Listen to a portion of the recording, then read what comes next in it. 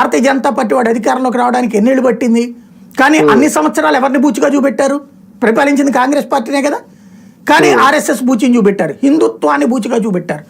హిందువులు మరి అప్పుడు ఏం చేశారని?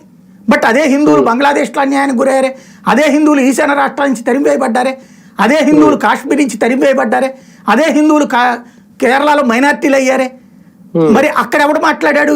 ఎందుకు మాట్లాడలేదు? వీళ్ళ ప్రభుత్వాలు అధికారంలో ఉన్నాయి కదా అక్కడ. అంటే హిందువులకు సంబంధించినటువంటి పాయింట్ వస్తే హిందువుల్ని దొంగలుగా చూపిస్తూ ముస్లింల్ని సంతుష్టీకరించడం, క్రైస్తవుల్ని సంతుష్టీకరించడం, అదే సందర్భంలో ఆయా వ్యవహారాల్లో ఉన్నటువంటి లోపాలని గురించి ఎత్తి చూపెట్టకుండా వాళ్ళకి పూర్తి ఫేవర్గా ఉన్నట్టు నటించడం, తద్వారా ఓటు బ్యాంక్ రాజకీయాలు నడపడం. అంతవరకు నడిచింది ఇంతకాలం. ఇప్పుడు రివర్స్ అయిపోయింది. డైరెక్ట్గా హిందూ సంస్థల్ని, ఈ దేశానికి, ఈ దేశ క్షేమం కోరేవాడిని, ఈ దేశం అగ్రభాగాన ఉండాలనుకునేటటువంటి వాళ్ళని ఉన్మాదులుగా, ఉగ్రవాదులుగా చూపిస్తూ ఈ దేశ రాజ్యాంగాన్ని సర్వనాశనం చేసినటువంటి కాంగ్రెస్ పార్టీ ఎన్నిసార్లు సవరించిందండి కాంగ్రెస్ పార్టీ రాజ్యాంగాన్ని? మరి ఇన్నిసార్లు సవరించి సిగ్గు లేకుండా సమర్థించుకోవడం ఏంటి?